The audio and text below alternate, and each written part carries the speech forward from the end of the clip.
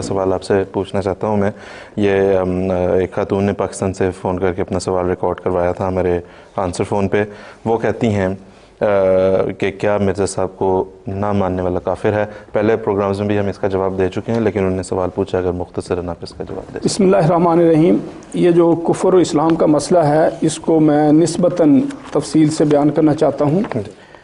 پہلی بات یہ ہے کہ سیدنا حضرت اقدس مسیح موعود علیہ السلام نے ابتدا کے طور پر قطعاً کسی شخص کو کافر قرار نہیں دیا.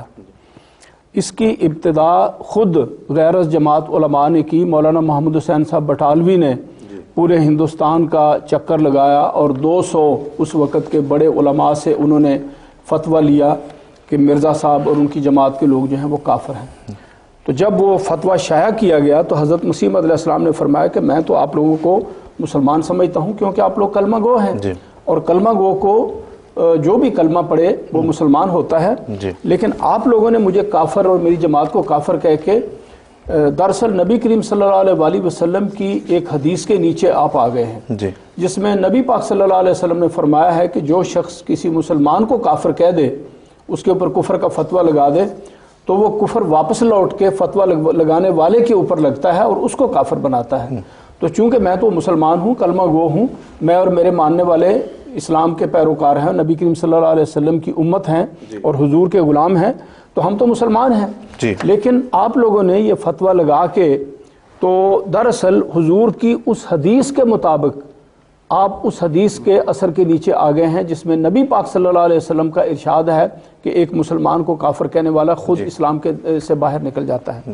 لیکن پھر بھی جماعت احمدیہ نے قطعاً ان کو آج تک دائرہ اسلام سے خارج قرار نہیں دیا. ہمارا شیوا ہی نہیں ہے. ہمارا شیوا نہیں ہے. ہم کہتے ہیں کہ جو بھی کلمہ طیبہ پڑھنے والا ہے وہ مسلمان ہے، جو اپنے آپ کو مسلمان کہتا ہے وہ مسلمان ہے. اور نبی کریم صلی اللہ علیہ وسلم نے اس کی بنیاد رکھی. جس شخص نے بھی ہمارے والا کلمہ پڑھا، استقبل قبلتنا، ہمارے قبلہ کی طرف منہ کر کے اس نے نماز پڑھی، اکل ذبیحتنا، ہمارے ہاتھ کا ذبیحہ اس نے کھا لیا، فذالک المسلم الذی لہ ذمۃ اللہ و ذمۃ رسولہ، تو ایسا شخص وہ پکا مسلمان ہے اور اللہ تعالیٰ اور اس کے رسول کی ذمہ داری کے نیچے ہے، ان کی حفاظت کے نیچے ہے. تو نبی پاک صلی اللہ علیہ وسلم کی اس حدیث کے مطابق یہ پتہ لگتا ہے کہ یہ چیزیں ہیں جو اس ایک مسلمان کے لیے بنیادی ہیں. جو بھی ان پر ایمان لاتا ہے اس کو مسلمان قبول کرنا ضروری ہے. اب رہا یہ سوال کہ کوئی شخص مرزا صاحب کو نہیں مانتا تو اس کے اوپر کیا فتویٰ ہوگا؟ ہم پھر بھی اس کو مسلمان ہی کہیں گے، لیکن اللہ تعالیٰ کے نزدیک اس کا مسلمان اسلام جو ہے وہ مکمل نہیں ہوگا، اس لیے کہ نبی پاک صلی اللہ علیہ وسلم کی ایک پیش گوئی کی اس نے کا انکار کیا، اس کی تکذیب کی. اور اس سے بڑھ کر اللہ تعالیٰ قرآن کریم میں فرماتا ہے لا نفرق بین احد من رسلہ، ہم اللہ تعالیٰ کے رسولوں کے درمیان فریق نہیں کرتے، ان میں سے کسی ایک کو نکال کے الگ نہیں کرتے. تو مسیح موعود جو ہے وہ یقیناً رسول اور نبی ہے، اس کے لیے ہمارے پاس دلائل موجود ہیں، احادیث ہیں، نبی کریم صلی اللہ علیہ وسلم کے ارشادات ہیں، قرآن کریم کی آیات ہیں، تو وہ ایک الگ موضوع ہے. لیکن یہ یقینی بات ہے کہ وہ رسول اور نبی ہوگا. تو اللہ تعالیٰ فرماتا ہے کہ جو بھی ایک رسول اور نبی کا انکار کر دے اس نے باقی سب کا بھی انکار کر دیا. تو جو تمام نبیوں کا انکار کرے گا اللہ تعالیٰ کے نزدیک اس کا اسلام کامل نہیں ہو سکتا.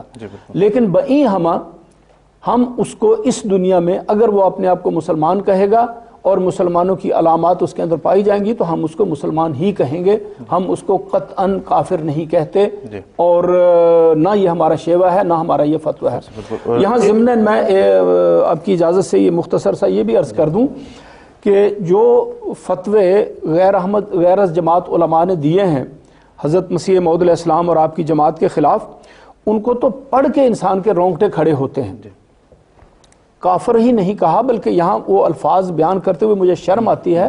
جو شخص ان کو کافر نہیں مانے گا وہ بھی کافر ہو جائے گا، اور نہ صرف یہ کہ کافر ہو جائے گا بلکہ اس کا نکاح باقی نہیں رہے گا، اس کے بچے جو ہیں وہ ولد الزنا ہوں گے، اور یہ ہوگا اور نکاح میں شامل کرنا جائز ہوگا، ان کی میتوں کی بے حرمتی جائز ہوگی. اور یہ سارے الفاظ اس کے اندر موجود ہیں. حضرت مسیح موعود علیہ السلام نے تو ہرگز اس قسم کا کوئی فتویٰ نہیں دیا. کوئی ثابت نہیں کر سکتا کہ ہماری جماعت کی طرف سے اس قسم کا کوئی فتویٰ دیا گیا ہو. دراصل ایسے لگتا ہے جس طرح کہ اس وقت کے علماء نے اپنے دلی غیظ و غضب کا اظہار فتووں کی شکل میں کیا ہے. اور اس طرح کے فتوے لگائے ہیں کہ جو ایک شرعی فتویٰ ہونے سے کہیں زیادہ ایک گالی کے رنگ میں ہے، کسی شخص کو برا بھلا کہنے کے رنگ میں ہے، اور وہ فتویٰ کے دائرے سے بھی باہر نکلے ہوئے ہیں۔ تو حضرت اقدس مسیح موعود علیہ السلام نے اس طرح کا کوئی فتویٰ نہیں دیا، اور خلاصہ یہی ہے کہ جس کے اوپر یہ جو میں نے ابھی بتایا نبی کریم صلی اللہ علیہ وسلم کی حدیث کے مطابق، وہ علامات جس کے اندر ہوگی، کلمہ طیبہ کا وہ قائل ہوگا اور مسلمانوں کے ہاتھ کا ذبیحہ کھائے گا اور مسلمانوں کی قبلہ کی طرف منہ کر کے نماز پڑھے گا، اللہ تعالیٰ کے نزدیک وہ مسلمان ہے اور ہمارے نزدیک بھی ہم اس کو مسلمان صاحب بہت شکریہ۔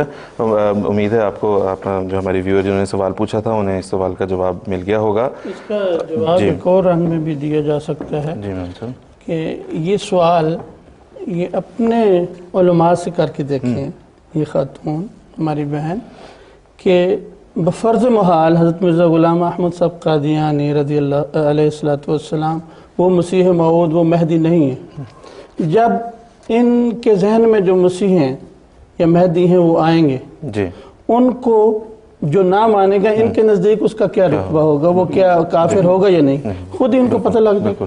جھگڑا تو صرف یہ ہے کہ مرزا غلام احمد صاحب قادیانی مسیح موعود یا مہدی ہیں یا نہیں، اس بارے میں دلائل دیتے ہیں۔ ایسا ہی بالکل۔ اس میں ایک مسیح علیہ السلام کا اپنا جو حوالہ ہے وہ میں پڑھتا ہوں، ملفوظات جلد 10 صفحہ 376 اور 77 ہے۔ آپ فرماتے ہیں ہم کسی کلمہ گو کو اسلام سے خارج نہیں کہتے جب تک کہ وہ ہمیں کافر کہہ کر خود کافر نہ ہو جائے۔ یعنی یہ رسول کریم صلی اللہ علیہ وسلم کی حدیث ہے کہ اگر کسی مسلمان کو کوئی کافر کہتا ہے اور حقیقت میں وہ مسلمان ہے تو وہ پھر خود کفر اس پہ لوٹتا ہے۔ آگے فرمایا جو ہمیں کافر نہیں کہتا ہم اسے ہرگز کافر نہیں کہتے، لیکن جو ہمیں کافر کہتا ہے اسے کافر نہ سمجھیں، تو اس میں حدیث اور متفق علیہ مسئلہ کی مخالفت لازم آتی ہے اور یہ ہم سے نہیں ہو سکتا۔